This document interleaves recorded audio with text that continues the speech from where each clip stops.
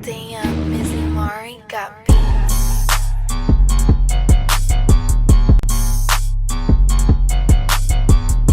Hey guys, welcome to Balik Alindog Workout, and in this video I'm gonna talk to you about what to know and going to a gym.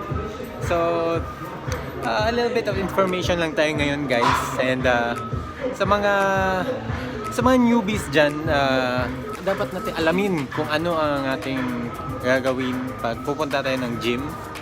And there are 5 things to know when you go to a gym.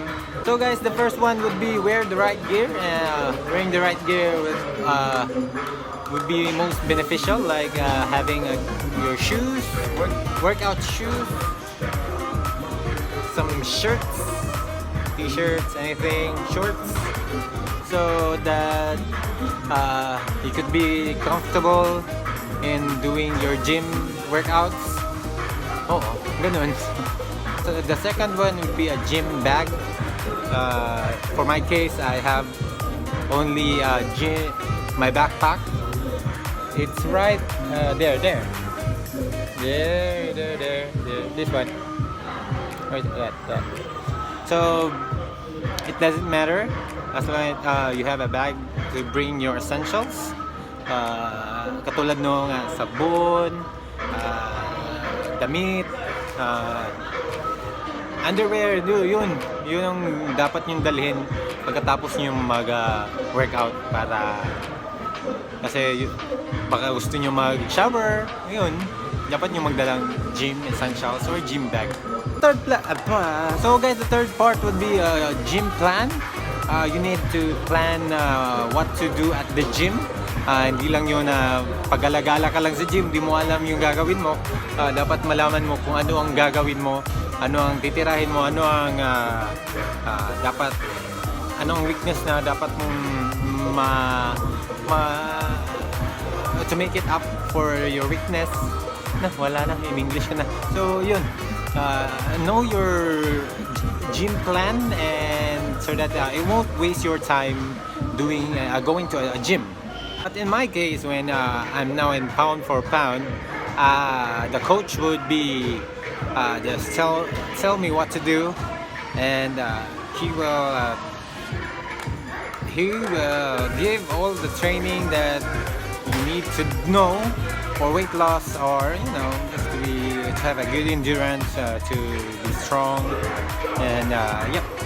So the fourth one is know the rules. So knowing the rules of the gym, like getting getting the equipment, putting it back where it should be, so that it would avoid unnecessary accidents. And yeah, just know the rules of the gym that you'd like to go to, and that would be great. That would be great. The one, guys, would be the lingo. The lingo is the language. Talk to people. Lingo. The speech. I know. Yeah. Yun lang. Lingwahe. O ano ba yung linggo? Baka self-explanatory na lingo.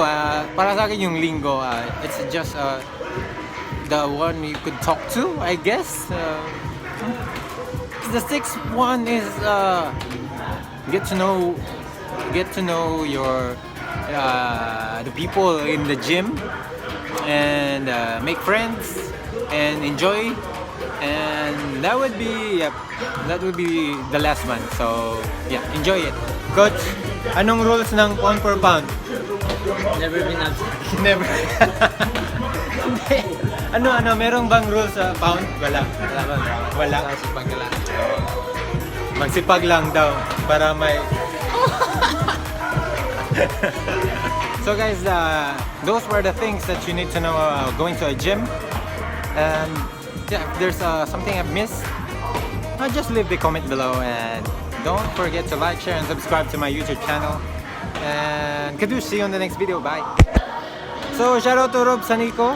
Follow him and subscribe to his channel. It's about beauty pageants and more.